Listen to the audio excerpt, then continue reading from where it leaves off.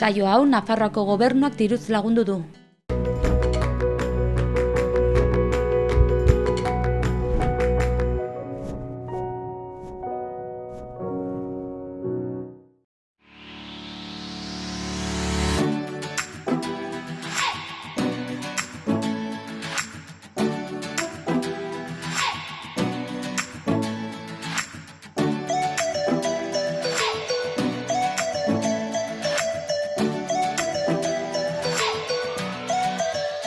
Arratsaldeon eta ongi etorri magazinera. Gaurkoan bi gonbidatu dauzkagu, alde batetik Begoña eta bestetik Eleni beren esperientziak kontatzera datoz biak, baina oraingoan has gaitezen gaurko eguneko edukiekin.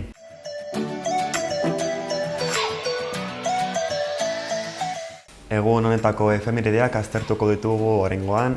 Gaurko egunean irailaren 4ean 1555. urtean Bizargo Pirata otomandarrak Mao Menorkako hiria sakeatu zuen. Mende batzuk geroago, 1917an Henry Ford bigarrena estatuatuar autoekoizlea Ford konpainiako presidentea izan zena jaio egin zen Detroit hirian.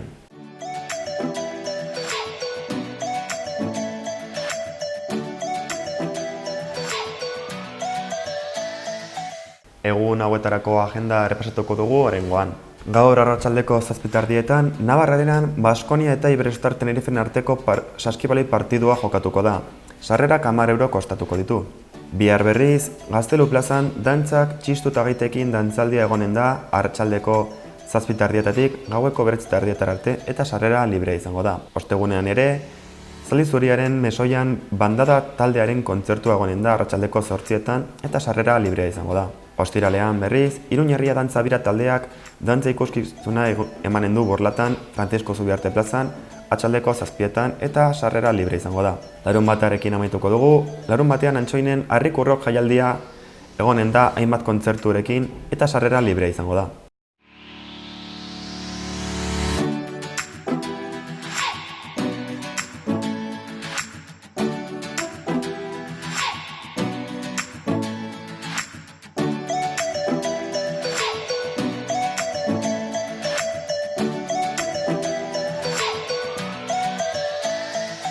Guazen orain gaurko eguneko komunikabideen portada nagusiak aztertzera. Diario de Navarrako azalarekin hasiko gara, bere titular nagusiak dio Nafarroan 30 urteetan istripu gutxien eduki duen uda izan dela hau. Goiko partean berriz, kirolarekin zerikusia duten albestiak agiri dira. Osasunak Monreal fitxatzen saiatu zela, Arrasate berritu nahi du taldeak ere, bestalde, Urdazubira iritsiko da gaur Espainiarako biraren 11. etapa, eta ACBek Superkopa Navarraren ara ekartzea pentsatzen ari dela asaltzen du egunkariak. Argazki nagusian berriz, Parlamentuak Johnson plantatu du, kamerak akordiorik gabeko Brexita debekatzeko lehen pausoa eman duela azpimarratzen du medioak. Beste albistetan, Larrarte iutik baja eman eta gero abairekin zuzenari izango dela dio egunkariak. Ordenantza ez betetzen duten aparkaleku plazak desagertuko direla iragartzen du ere, eta azkenik, Sánchezek Podemosi karguekin baina ez ministerioekin tentatu egin du. Diario de Noticiaseko portadarekin jarraituz, Sánchezek Podemosek gobernua adosteko neurri bateria batekin presionatu egin duela azaltzen du egunkariak bere titular nagusian. Goiko albistetan, bira Nafarrora iritsiko da Roglic lider dela. Osasunaren txirrindula taldeari buruzko erreportaje bat dakar egunkariak ere, eta ACBek arenan fijatu egin da koparen sede bezala. Argazki nagusian, medikuntzako ikasleen 80% emakumeak direla nabarmentzen du Noticiasek instantania batean.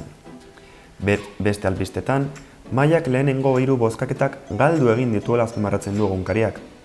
Bestalde, Nafarroan abuztuan 661 okupatu gutxiago egon direla azaltzen du ere. Azkenik, Ciudadanosek Punikaren kasua aprobetxatu du PP jotzeko. Gara egunkariko azalera pasako gara, bere titular nagusiak dioenez, Urkulluk baztertu egin du hauteskunde autonomiko eta estatalak azaroaren 10ean egitea. Alboko albistean, Euskal Autonomia Erkidegoan patriarkatuaren birsortzearen gakoak aztertu dituztela azaltzen du egunkariak. Abuztuan, 147.161 pertsona enplegu gabe egon direla azpimarratzen du Garak ere. Argazki nagusian berriz, Getxon kakotutako Getxo foto erakusketaren irudia ageri da. Eta azkenik beste albistetan, Britaniar Parlamentuak Johnson gainditu du eta bere suspentsio plana. Berria egunkariko azala aztertuko dugu orain, Erresuma Batuko Parlamentuak Johnsonek gehiengoa galdu duela azpimarratzen du berriak bere titular nagusian. Alboan berriz, Jule Goikotxea irakaslearen irudi nagusi bat ageri da honek esandako esaldi nagusi batekin.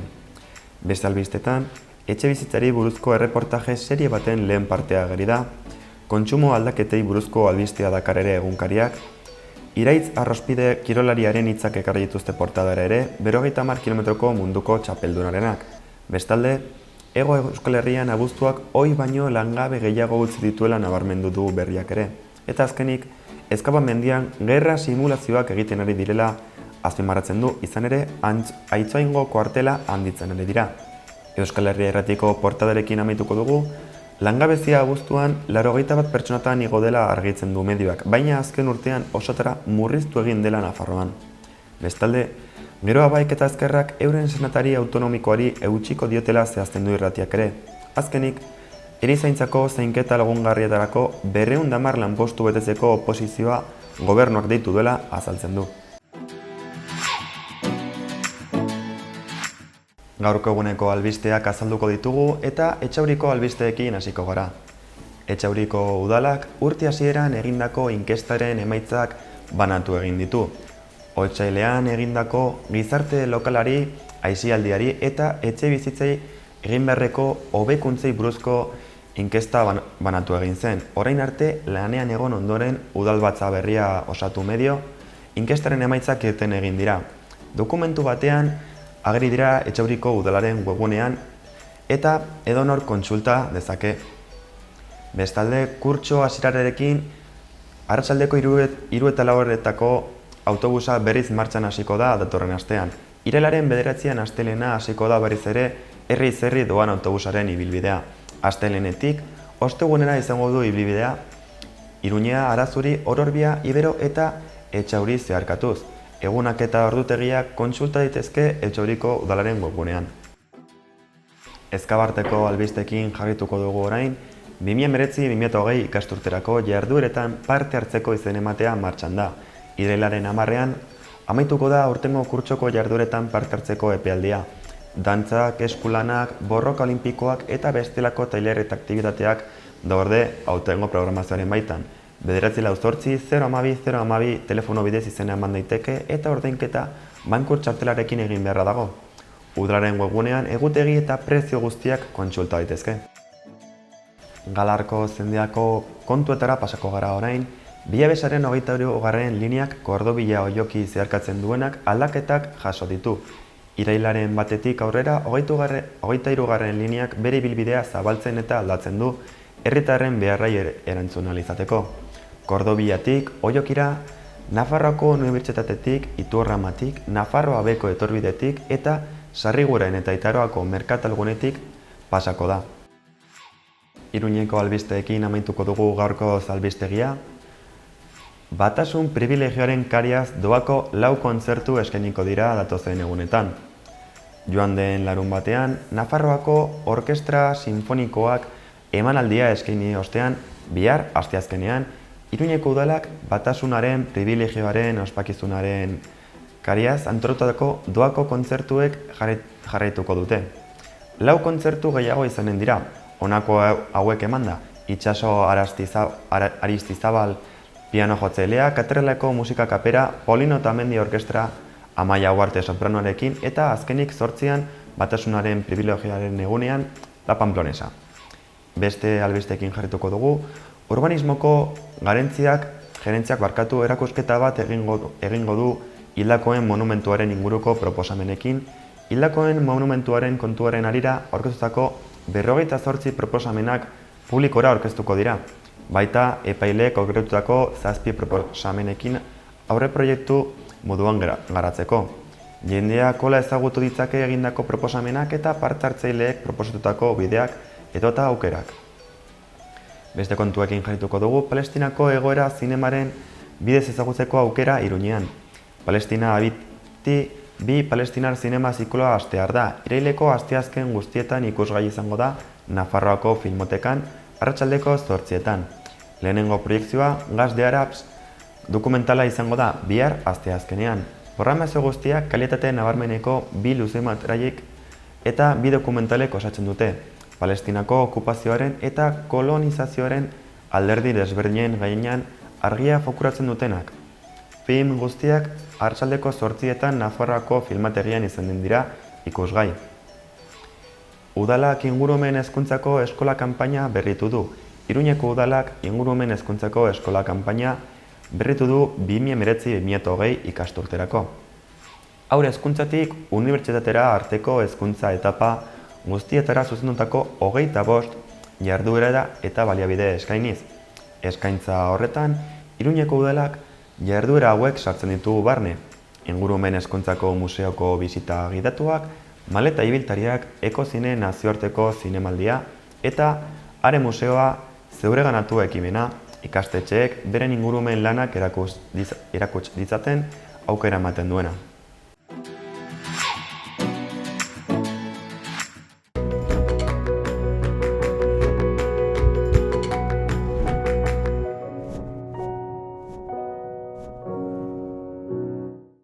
Erratzun kanpin baztan oporretan deskansatzeko eta ongi pasatzeko lau izarretako kanpina. Ingurune zoragarrian eta lasaian. Hondarribi eta Donibane Loitzuneko hondartzetatik 3 ordu laurden eskaxera. Baztan kanpina 100 metro kuadroko 150 partzel esiak eta itzalarekin, apartamentoak eta bungalobak. Argindarra eta urez hornitutakoak. Heldu eta umentzako 2 igerileku, jolastoki, ostatu, jatetxe, supermerkatu, padelpista, petanka eta pinponarekin. Gainera uztaila eta abuztuan aurrendako animazio ere badago. Erratzun, baztango bihotzean, baztan kanpina. Beno, magazinaren bigarren partera iritsi gara, eta oraingoan elkarrezketatuei egingo dizkigu paso, bi gonbidatu dauzkagu gurekin esan bezala, Begoña eta Eleni eta beren kontuak kontatzera etorri dira.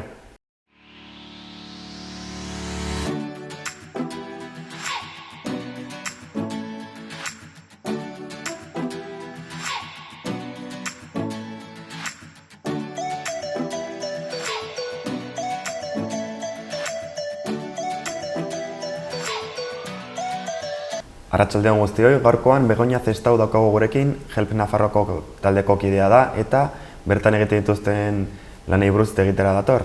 Arratsaldeon Begoña. Kaixo, arratsaldeon berri. Zer moduz? Ongi, oso ongi. Uda ona pasa duzu azkenean? Bai, pasatu da eta ez da. Bai, horretxe bizi normalera, berriz, buelta. Bai. Bueno, hasiko gara nahi duzu elkarrizketarekin. Konta iguzu pixkatere guk ere kokatzeko, zer da Help Nafarroa taldea, zertan datza? Bale. Help Nafarroa taldea da Nafarroako suhiltzaile eta voluntarioez osatutako taldea, elkartea. Elkartea, diru iturri jaso nahi ez duen, beretzen nahi ez duen taldea. Izenak esaten duen bezala, laguntza Nafarroa izango litzake bere esanahia. Eta da, larrialdi humanitarioetarako sortutako taldea. Larrialdi humanitario horietara laguntza bideratu edo egoera hori nolabait alden modun eta alden neurrin arintzeko, suabetzeko, hobeagotzeko helburuarekin sortutako taldea. Konta iguzu pixka baten, nola sortu zen talde hau, nortzuk parte hartzen duten hasiera batean? Bai, taldea sortu zen 2016 urtean. Urte hortan, martxo-apirileko hilabeteen, Nafarroako 3 suhiltzaile joan ziren Greziara, Grezian, bilduta edo zeuden Siriako gerratik etorritako jendetza, ez? Haiei laguntza eskaini nahian eta han ze gertatzen zen ikasi nahian, ez? Han egin zituzten 15 egun eta bueltan haiei buruz zitzaien zerbait, egin nahi zutela, egin behartzela, zen neurrien, ezta?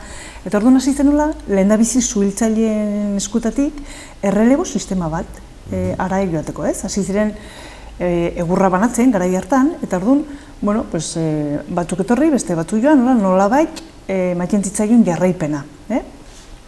Egurra banatzeari edo beste tokian behartzena banatzeari, bale? Claro, pues, suhiltzaileek ere, pues, bueno, pues, bere aukera edo altzena, haien errelebo txandak edo eman zutela 2016an, eta orduan iriki zen jendartera nahi zuenak joan zerin. Orduan, hala joan ginen, pues, nahi zuen edo zeinek, ez? Olaz, errelebo sistema jarrai hortan, aritu ginen 2016ko irail arte gutxi gora bera. Eta orduan, bueltan, pentsatu ginen, nola bete talde bezala edo sorgin txezkela, edo asmoa, bueno, elburu, leheno aipatutako elburu horiei eta bizitutako esperientzia hori oinarri izan da, hola esik sortu zen Helbna elkartea, bai, elkarte bezala. Esan duzun bezala, edo nork parte hartu dezake? Bai. Voluntario moduan, ezta? Bai. Helbena bado kodigo etiko bat, horrekin bat datorren, edo nork parte hartu dezake, bai. Baina esan duzun bezala, 2016tik ona, gaiz ez aparte, beste inbaldekutan egon izan zarete, ezta? Bai, hasiera izan duzen Grezian 2016en, 2017 jarraitu zen Grezian, baina gero irikizien beste iritsiera bide batzuk, eta gure egitekoa edo parte hartzea bideratu zen baitere Belgrado, Serbia, Kroazia, zonalde hortara. Bai, eta hor gabiltze, bi toki horietan, gaur egun arte. Bai. Beste elkarte batzuekin elkarlanen ere bai, tarteka Italiara ere bideratzen da laguntza, bueno. Claro, larrialdi humanitarioa zari garenez, tokia eta denbora ere markatzen du antxusen ezaguarri horrek, ez? Larrialdia izatek, bai. Noski. Naiz eta larrialdi batzuk irauten duen dezente. Denbora honetan zehar, arazorik eduki izan duzute laguntza humanitarioa eramaterako orduan, ez dakite aduanean geldiuneak, edo poliziarekin arazoak, edo bertakoekin arazorik? Bueno, a ber, arazo baino gehiago zailtasunek bai. Arazoa hola esan gure esateko atera bota digute edo gu gerok edo gu dramakiguna, neurri ustaraino ez. Baina, bueno, Grezian oroitzen naiz, hasi ginen baita ere Kataluniako suhiltzaileen taldearen eskutik, erek izena duna. Horrek beste ibilbide bat dauke, kontu hauekin, esperientzia handigoa, askoz ere talde handigoa da, orduan harren eskutik sartzeko aukera izan dugu ginen kanpoetan, errefusituen kanpoetan. Eta hala ere, batzutan, segunetan nortegoen sarreran, sarrera ginauken errexagoa edo zailagoa. Hori bai. Noiz baite pasatu zen, behi da, orain oroitzen naiz, gelditu ginela jakiekin kanpoan atetan, berandu, 10 minutu zerbait jola, berandugu iritsi ginelako. Bai. Baina, esan nahi nuke, etzen kanpo hortara iritsi jaki hori, baina banatu zen beste batutan. Orduan, gaitzartik etzen galdu edo alako galerarik izan. Esan nahi nuke, ez dugula alako larritasunik edo bizitu izan du. Zailtasunak, pues bai, edo jarrera, galdeketak, polizien aldetik, edo, holako kontuk bai ez, baina ez da ere ez atxeloketarik, ez kriminalizaziorik, neurri ostaraino guk behintzat orain artean ez. Eta hala ere, nahiz eta bertako egoera ikus eta hala ere zuentzat suposatzen dute esperientzia onuragarria izango dela bertan jutea eta bertan laguntzea, ezta? Bai, onuragarria gogorrare bai, baina, ikaragarrizko ikasketa dakarkina, eta, desde luego, beharrak eta egitazko premiak eta erlatibizatzeko ikasgai bizkor bat. Eta gero, baita ere gero hemen, han ikusi duguna kontatzera eramaten gaitun esperientzi sakon bat, oso sakona. Badago anedota bereziren bat kontatu ahal duzuna esperientzia buruzkoa? Bani kontatuko nuke nire esperientzitik, ni egona naiz Hirutan, bitan egon nintzen urte beren, 2016en, uztailen eta abendun, Greziako kanpalditan, ez? Eta arrun, han egiten ginuna zen, oinarrizko gauzek banatu, bai? Emazien barazkik, frutuk, fruta, arropa eta kaso behartzen tokitan medizinak, ezta? Orduan nik izan duen aukera, uztailean eta abendun kanpaldi berdinetara joatekoa. Eta orduan, kanpalditeko egoera oso gogorra da, handaudelako milaka pertsona zain norbaitek deitzeko esanez halako estatuk onartuko ditula, errefuxiatu estatusa edo egoera eskaintzeko edan batxeko, ez? Zain izaten dut hemen da, zain. Kanpoak nik ezagutu nituenak itxituk ziren, sare batekin, atera ditezke eta sartu, baina, itxitu bat ziren, kanpin denda handi batzukin, eta jaten zuen, egunero, bertan zeuden erakunde handi batzuk ematen ziena, ez? Pasta, arroz atxurie, aukera gutxi. Jan bai, baina elikatu, batzutan, ez da gauza bera. Beti berdina egiten baldin badazo, kaso falta dituzo osagai batzuk, ez da? Orduan guk, eskainten genizkien osagarri horiek, barazki, fruitu, ez? Olako kontuk. Udan, uztailen jende asko zegoan, voluntario asko ginauden, erakunde askotako jendea, orduan, bolo-bolo ere bazibilen, bor-bor, telebistatan, komunikabidetan, berri ezen, orduan, mundu mailen nola batxe presente zen kontu, ez? Bigarren aldin joan itzen, 2006ko abendun, kanpo berdinetara, eta anetzagoan, ez erakunde handirik, ez voluntariorik, baino refuxiatu bai. Ez? Asko. Batzuk mugituk ziren, edo hiritara, edo batzuk, suerte zeukena, Europako beste zonaldetara, deituak izan duzirelako, ez? Baina, uztailean ezagutu nuen jendea, abendun ikustea, izan duzen oso gorra, klaro, uztailean urte bat zeramakien kanpa hortan, ez? Orduan, abendun urte terdi zeramakien, orduan, haiek nire egiten zitean galdera zen, zergatik joten da jende guzie bego, eta gu ez. Ezta? Eta, klaro, uztailean ikaragarrizko beroa egiten zuna, abenduen egiten zuen ikaragarrizko hotza. Eta haiek antxe jarriten zuen bere sandaliakin, egoera klimatikoa, baten oso bizkorra zelako, eta besten hotzatik ere oso bizkorra zelako, ez? Eta haiek quieto. Orduan, bazirudin etzela asko mugitzen, ez? Eta egoerak hobera egin ordez, ukreraztek baina bere hortan txai jarraitzen zula, ezta? Baina zorionez, denborakin, batzutan gauzek ongi ere ateratzen die, eta zorionez, uztailean ezagutu ginen familia bat, izan dugu ginen aukera, Grezian ezagutu ginen familia bat, izan dugu ginen aukera, 2017ko irailen Luxemburgon bizita egitekoa, Luxemburgo hartu zitulako, eta bere prozesue, bere egoera errefuxiatuen estatusa lortzeko prozesue hasi zulako, eta bizi normalago bat hasten ari zielako, ez? Edo beste bat, Mallorcara ere hurbildu zena, eta horri harritzen duna, eta anekdota gordine, baina baikorra ere, denborakin eta pixkanaka badirudilako mugitzen dela asuntoa naiz eta premia azkarragoa izan, eta nahi ginuken hau dena askoz ere azkarrago joatea, eta gobernuk ere behar duena, bere eskutan dagoena, askoz ere azkarrago egitea, eta behar den bezala egitea, ez da. Baina, horretarako gaude beste lan batzutan hemen, ez da. Basalaketan eta sensibilizazio lanetan, eta, hori errazten, zein den norberan egitekoa, ez? Aztu gabe, hori ere, egiteari horri ere uste badigu, hau hemen txisilduko da, ze 2006-en elkartasuna hor zebilen, ematentzun hori buelta eman bertzitzaiola erreix edo azkar edo, gogoa, jendeak kaleen, gai hau hor zebilen. Gaur egun nik pertsonalki ez totalako sentsaziorik. Hala ere, zuek lanean jarraitzen duzute denbora pasa dela. Aurten adibidez, non ipini duzue fokua? Germen ditu lan egiteko bi bide, bat.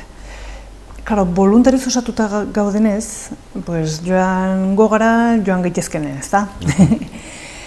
Voluntarizari galanik argi utzen dut gauza bat, eta da, Gelmenatik edo nora mugitzen garenok ordaintzen dugula dena gure poltsikotik. Hori argi gelditu da direla. Horrek esan edo edazkine edo bidaiatzeko modue, hango estantzia eta alokarioa ere bai, mantenu eta dena gure kontu gure poltsikotik. Orduan, aldugun neurrin, joango gara aldugun tokira, aldugun denboran, ezta? Eta ezin badugu, han egotxek ekarri digu beste erakunde batzuekin harremanak egitea, ez? Eta orduan, guk ezin badugu bertaratu, bertan dauden erakunde horiei eskaintzen dugu iturri ekonomikoa, beraiek han bertan, guk egin genezaken lan hori, beraiek han daudenez, haiek egin izaten. Honekin esan nahi dut, Helbnara diru ematen duen jendea egon daitxikela lasai, ze diru bideratze hori oso gardena delako, kodigo etikoan dagoelako, eta exigitzen delako dokumentazio grafikoa, fakturazioa, zer egiten den, zertan gastatzen den dirue, nola iritsi den, nola jaso du, eta bar. Eta gero hori alde batetik. Orduan, aurten jarritzen dugu Serbia eta Kroaziako muga hortan beste han dauden erakunde batzukin lanen, gaur egun Helbnatik zuzenen ez dago inor ezin dugulako, ze oso erakunde txikia gara gaina. Eta gero, beste aldea da, hemen bertan sentsibilizazio lana egiten dugula etengabe.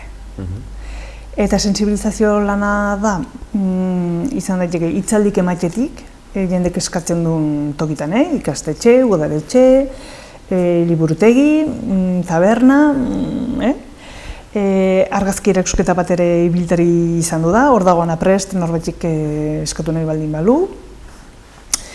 Gero parte hartzen dugu baita ere antolatzen dien ekintza, elkartasun ekintzetan, edo munduko arroza anitzetan, munduko arrozaetan Helbnak bertzen du bere txokoa eta orduan sukaldatzen du Grezian ezagutun duen errefuxiatu jaten zuen arroza txurie, edo tomatekin, edo, xumea, eta, nola baitek sensibilizatzeko, ze, munduko arrozetan ikusten da Brasilik ez tekitzea arroza, Senegaletik ez tekitzea indako iso-goxo, eta derrepente, arroza txurie eta hau zer da, Helbna eta, orduan, horretortzen da pixko bat, zerengatik arroza txurie.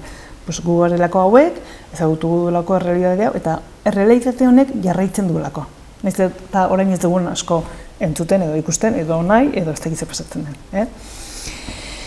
Edo elkartasun azokatan, egin izan du ditugu elkartasun musika kontzertok, eta hor, ekintza guzti horietatik ateratzen den dirue, beti dao bideratue, errefuxiatu hemenka, errefuxiatuen egoera hori neurri baten hobetzeko edo alde neurri hobetzeko.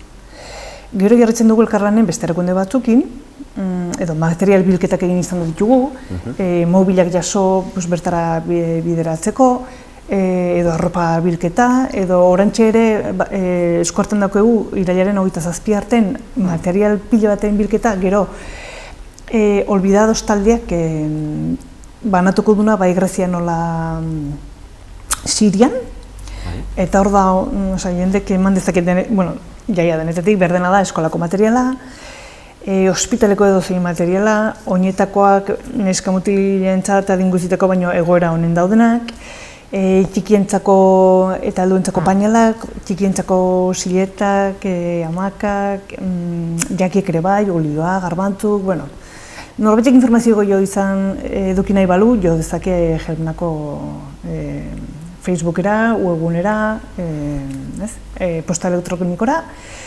Eta gero baita ere esan, orantxe burutan daukaguna dela, laster hasiko dela Siriara bidaltzeko irina berdelako, badodelako Siriako mugan 900.000 desplazatu. Eta orduan, ara bideliko duen elkarte batekin harremanetan gaude, eta laster hasiko da, diru nahi duenak diru eman, horrekin kolaboratu, eta guk egin nuke beti, bitartekari lan hori, fakturak berriz jasoko genituzke, gardentasun osoz, ara pues hori, antxe, laizterraziko den kanpaina bat da hori.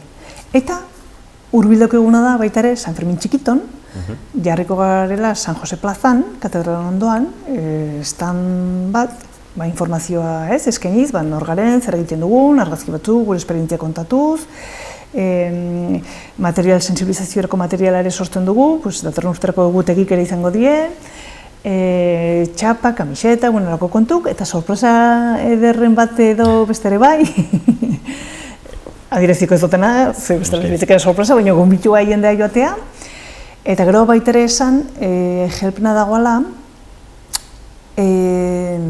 Nafarroak, zurrumurruen kontrako Nafarroako sarean. Zaska izeneko zurrumurruen kontrako Nafarroako sarean. Zurrumur asko dabilelako, ez dago inbaditzen gaituzte, ez dago tokiri denentzat, laguntza guztible dintzat die, egiek ez direnak eta kalte asko egiten duenak. Orduan, horri ekidin nahien ere, sensibilizazio lan horretan, horreri ere ekitzen diogu. Pixkoat hortxe. Urrengo astetan orduan eta hilabeteetan lan martira izango zut, ezta? Bai. Eta gero, hori, uda beti izaten da, igual pixkoa lasaiago, edo, ez? Baina ja, irailen sartu ga, orduan ja berriz ezten gaia, ez? Bentxe San Fermin Txikito, ikasturta heldu da, ziurrenik ere, irailen 15 Altsasura joango gara munduko arrozetara, han ere, postutik jarriko dugu eta arroza berezi bat eskiniko da. San Fermin Txikitoko ekimen hori, eta gero, aber zer dakarren ikasturtak berak, ez? Gu proposatzen ditugu ekimen batzu, baina, akaso, jaso ditezkego baitara ez, deialdik, edo udaletxetetik dela, edo Estedien Ongorritako festetan jarne delako alako postu bat, edo, segun. Zehaztea zaila da, ez? Epe luzera, behintzat, baina epe laburrera, hau da, ointxe esku hartzen daukeguna. Begoña, ez dakiz beste zeo zer komentatu nahiko duzun, beste konturen bat hor kolokan gelditu denik?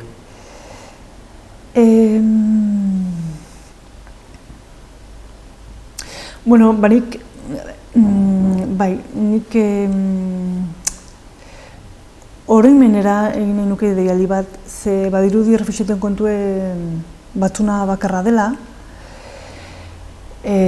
onera datozenena oain, baina eske gu ere gure arbasak izan duzien errefuxiatu guen dela ez asko, ez gure bakarra, baizik eta mundu italien bertan, ze pasatzen ari dauen Mediterranean, hainbeste hildako, ez da gire ezin ginuke gelditu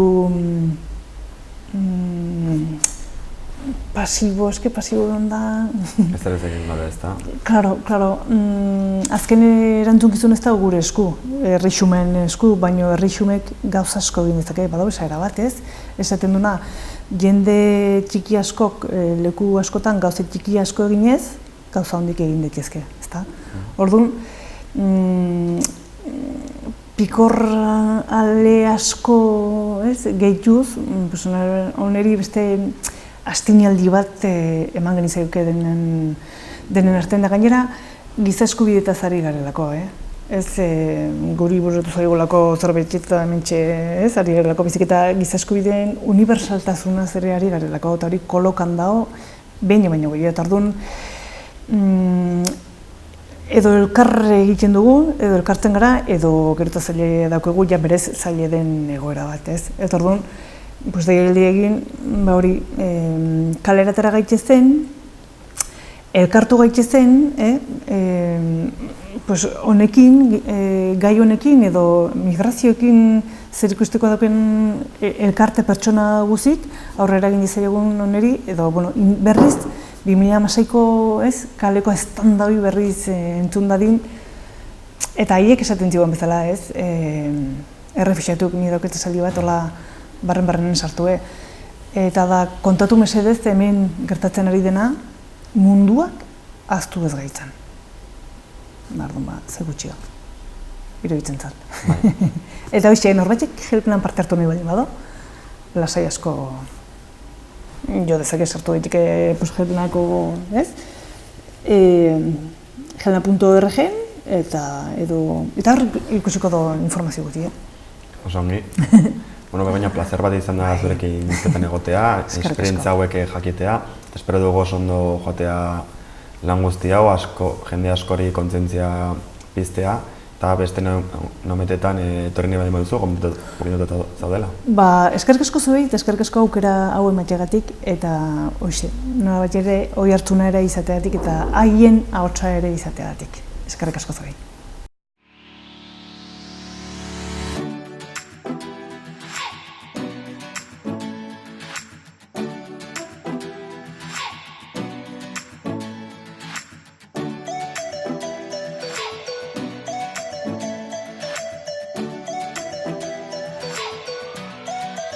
Beno, oraingoan Eleni daukagu gurekin, Saharako Lagunen Nafarroako elkartean parte hartzen du eta bere esperientzia pertsonala kontatzera dator. Arratsaldeon Eleni, zer moduz? Ongi, ongi. Ja uda pasata, ja irailean gaude eta pixkat ere uda positiboa izan dela esango zenuke? Bai, uda beti positiboa dira, oporra dira, eguraldi ona da eta, bueno, umekin ere oso ongi. Zuk ere, esperientzia pertsonala kontatzera zatoz, izan ere, uda honetan Saharako pare bat hor hartatu dituzu, ezta? Bai, Saharako kanpamentutan bere Sahara beste bada, lurralde okupatu bada gaur egun, baina Saharako kanpamentutan dauden 2 haurra hartu ditu eta urten ere etxean, bai. Eta kontigo ze pixka bat nola funtzionatzen du elkarte honek, zu familia bezala, bertan parte hartzen duzu, aurrak hartzen baina, nolakoa da funtzionamendua? ANAS da Nafarroako elkarte bat eta da Saharako Laguna, ez?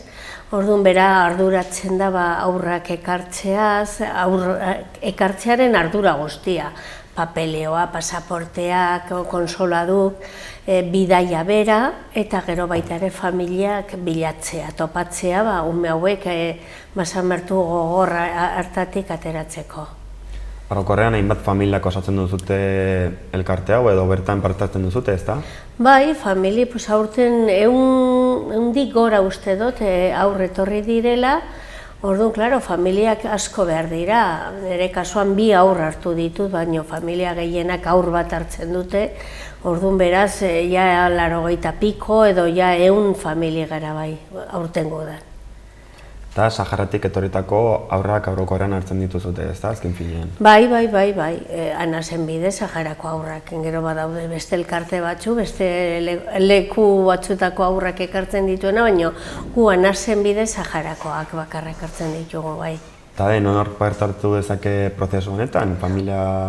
Bai, edo zein familik hartu dezake, ez do zergaitik izan behar famili tradizionala, baizik eta izan diteke, aurrak dituen familia, aurrak ez dituen familiak, aiton amonak izan dezake, amona famili monoparentalak, aurri gabekoak, zabalik dago, importantea da umeak.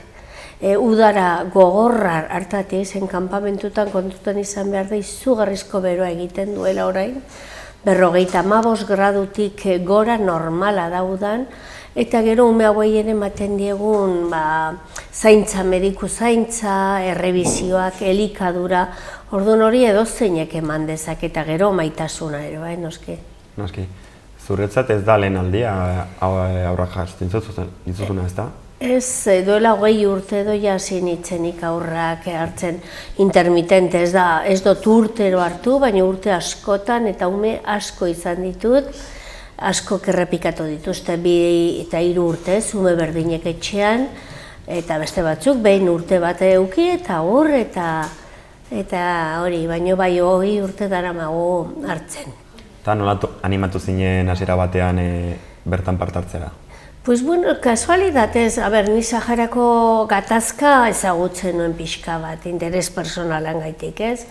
Baina gero ja herrian hasi ziren kanpaina bat egin behar dugu aurrak ekartzeko, ni Leitzetik nator, eta urte hartan, lehendabiziko urte hartan, Leitzen 20 aur Saharaui ekarri genitun. Izan zen izugarrizko revoluzio bat, herrian, herri txiki batean 20 aur. Gaur egun, hori asko jetxi da, eta aurten 3 famili besteik ez gara animatu. Baina ere, urte hauetan zehar ikusi duzu bezala, familia desberdinek hartu izan dituzte horrak, ez da, batez ere Leitzan, baina batez ere Nafarro osoko Bai, ez. Nafarra nik uste dut Nafarroko gizarteko zongi erantzuten duela, familiako zongi erantzuten duela, eta ume asko etortzen dira gurera. Orduan bai, nik uste dut alde hortatik positiboa. Gero, nik ezakit ematen den, nik herrikoa dakit, baina igual bai erortzen nahi pixka bat ere, eroso, hau oporrak nahi ditugu ja gure kaxa, gure umekin, eta beti kanpoko haur bat hartzea da, lan estra bat, ardura estra bat. Orduan, alde hortatik ez dakit ez ote den pixka bat jesten elkartasuna eta hori bai, baina bueno, hori horrela da eta ez dakit buelta eman diezaiok egun. Posiko da, lare urtero egiten den kanpaina da hau, ez da? Bai, urtero. Urtero ja, guain hasiko da irailean, guk izan ditugun, etxean eduki ditugun aurren familiarrak edo beraiek eskatzeko guain, eta gero ja udaberrin ez lehenago, ja kurso urte hasierakin edo jazten da baita ere, gure artean ezagutzen dugun jendea, kanpainak egiten, edo herritan kartela jarri, guraso elkartekin hitz egin, zen beti familia beharrezkoak dira, beharra dago bai. Aurten uste dut, uztaila hasieran etorri zirela ona horrak, ez da? Bai, hasieran ekainaren 26an etortzeko ziren, gero arazo administratiboa zirela, pasaportea, konsula dukinda, azkenean San Fermin puri-purian geundela, irailak behatzean, uztailak behatzean iritsi ziren. Eta hasierako momentu horiek, ona etortzean, dena ikustean, nola bizitzen dute urduritasunarekin? Bai, kuriosa da, adibidez nik aurten izan ditudan bineskak ez ziren sekulen kanpamentuetatik atera. Orduan, hasieran ur txorrotak, igogailuk, bizikletak, dena berri da, orduan bai, harridura baino gero egokitzeko izugarrizko almena dute, bere ala ohitzen dira, denetara. Kuriosidadea itzela, undia, dena irikitzen dute, dena probatzen dute. Osgailua irikita janaria, nahiko janari izatea, ura, jogurra, fruta, bai, ongi, kuriosidadea ondikin, baina gero aldi bere ala egokitzen die, bai. Eta hau da guzti egon dira zurekin etxean, ez da? Bai. Zer motatako gauzak egin dituzue beraiekin? Eguneroko gauzak hasiera batean, herrian atera piztinara, beraiek ere esango lukete piztina, gero hondartzara ere joan gara, eskursio batzuk egin ditugu, Iruñera etorri, eta gero denbora ematen digu baita ere mediku errebizio guztiak egiten digu, hortzak, begiak, azterketa orokorrak, behar baldin badituzte beta aurrekoak ere jartzen diegu, orduan, horrek niri abintza suposatzen dit Iruñera etorri behar izatea. Eta gero, eskursio, eta gero festak, herriko festak. Ongi pasa dute festetan? Oso ongi, oso barrakak, dena oso gustora, bakilek entzierroa, eta bai oso gustora. Berekin orokorrean gazteleraz edo euskeraz hitz egiten dut? Nik aurten erabaki hartu nuen, nik denetik izan du ditut. Euskera primeran ikasi dute neska pare bat izan ditu, oso ongi. Baina haiek 3 urtez jarraian etorri ziren. Aurten hasi ginen euskeraz, kosta eginda, zen bi izatekin komunikazioan erekin zuten komunikazio murritzagoa suertatu da. Beraien artean, bla bla bla bla bla bla bla, beraien artean orduan ez dute beharra inbesten erekin. Eta niretzat hori, pixko eta atzera izan da niretzat. Askoz gutxiago ikasi dute. Euskeraz moldatzen dire gauza arruntak, agurrak, ulertzen dute oinarrizkoa. Erderaz ere bai, baina aurten esaten dute, hizkuntza askoz gutxiago ikasi dute, etxean bi izan ditu dalako. Eta beste familiekin, aurrak jaso dituzten familiekin ere oten zarete bilera moduan edo aktibitateak egiteko ere? Bai, anasek berak antolatzen ditu irtera, bat adibidez endabibar antolatzen do, eta hor aurragoak karraioaten dira eta antolatzaileak, arduradunak. Gero beste bat egiten dugu, beste ume guztik eta familik, horrelako pare bat edo egiten ditugu. Orduan herri, Nafarroan beste herritako umekin eta familiekin elkartzen gara, 2 edo 3 bai. Azkenean arroak ere, beraien artean ere biltzeko... Claro, berehala, bilatzen dute. Nereak Iruñera etortzen ginenean, pensatzen zuten Iruña Sagarauiz beteta gozuela. Zen beraiek Iruñera iritsi ziren, jo, eta Sagaraui non daude? Sagaraui Nafarroan daude, baina dena ez da Iruña. Baina bai, gustatzen zaie elkartzea beraiekin, bai. Egon izan da hor egun bereziren bat, anedota kuriosoren bat egon izan den? Ez dakit, momentu ez ondartzara, aurreneko aldie iritsi zenean, ere neska bat oso ausarta da, ondartza ikusi zuen berak esaten zuen, berak ez. Gero bai atera zen, ez dauket horrelanak da eta berezirik ez dut momentu gogoan. Baina orokorrean da balorazio positiboa hartu dut, ezta? Erabat positiboa. Lana da, ardura da, baina positiboa. Asko ematen dut ere. Ikuste ume batzuk ezagutzen nahi diela, osea, beraiek aukera ez duten zerbait, aukera hori albideratzen dozola, ematen dozola, jo, positiboa da bai. Eta oso ume alaiak die, oso ume alaiak, broma handikoak eta bai. Eta orain, zenbat denbora gehiago egongo dira zurekin? Irailean 8an, hau da, igande honetan, hori bueltatuko dira ja kanpamentutara. Eta suposatzen dute, igual zaila egingo zaiela, ezta? Keba, alderantziz, oso gustora datoz, baina oso gustora bueltatzen dira. Nerea ja badara matzate 15 egun atzeraka kontatzen, 13 egun falta dira. Atzo baten poltsa prestatu ginen ja itxita, gaur bestearena, falta diren gauza txikiak erosi, oso gustora bueltatzen dira. Oso, beraien lurre da, beraie basamertu baten zoritxarrez, bere lurraldean ez dira bizi, okupatuta dautelako, baina bere familieta denan dute, orduan oso gustora bueltatzen dira. Eta esan duzun bezala, orain ere kanpaina berria hasiko da, zuek ere papeleoak egiten edo bilatzen, jende animatzen, ezta? Hori da, bai, eta udaberri begira gehiago. Nik animatuko nuke jendea, eta aurrak baldin badituzu etxean ere, beste aur bat ez da ongi dago, eta umentzat ere, nire alaba oso gaztea zela hartu nun, eta 11 urtekin ja kanpamentutara joan ginen, 11 urte zituen nire alabak, eta nik uste dut horrek berak egiten dula, gure umeak ere ezitzea elkartasunean, irikita egon behar garela, ze suerte dugun jaio garen lekun jaiotzeagatik. Zuk lehen komentatu duzu, igual 21 urte zanamatzala aurra jasotzen. Ikusi duzu prozesu honetan geroz eta aur gehiago etortzen direla edo denbora den arabera? Ez, nik uste Nafarroa mantentzen dela, baina orokorrean ez da Nafarro edo Euskal Herrira edo estatu mailan, Frantziara, Italiara. Nik uste programak izena da oporrak bakean eta garai baten 10.000 umetik gora ateratzen ziren guztira eta askoz gutxiago ateratzen dira orain. Eta zer dela eta hori?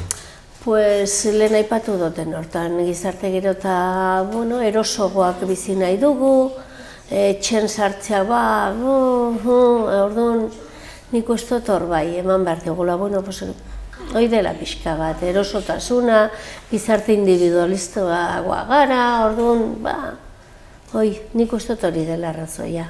Eta hori ere bueltan bat marko zaio, ezta? Nik uste baietz, baina hori ja norberaren hausnarketa pixki baten ondoren izango litzeke.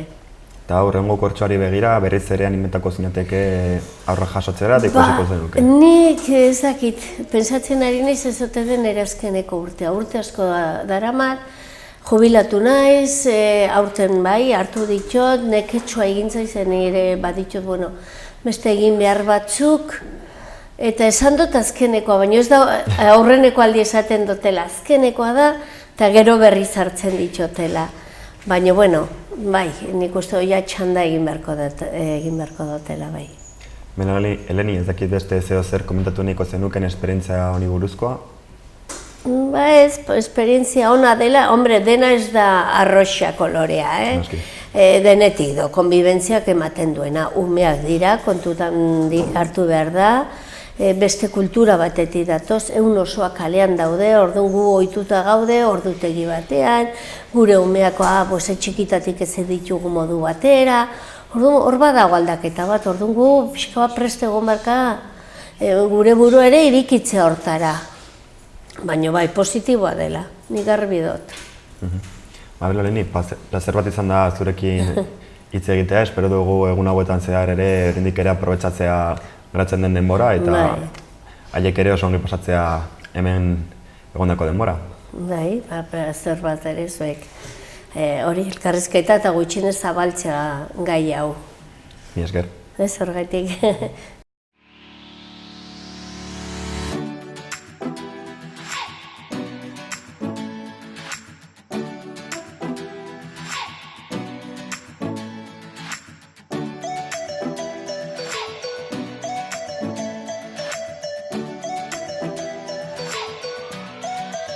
Magazinaren amaierara iritsi gara, gaurko amaitu dugu, bihar itzuliko gara gonbidatu eta kontu berriekin, mila esker egoteagatik eta bihar arte.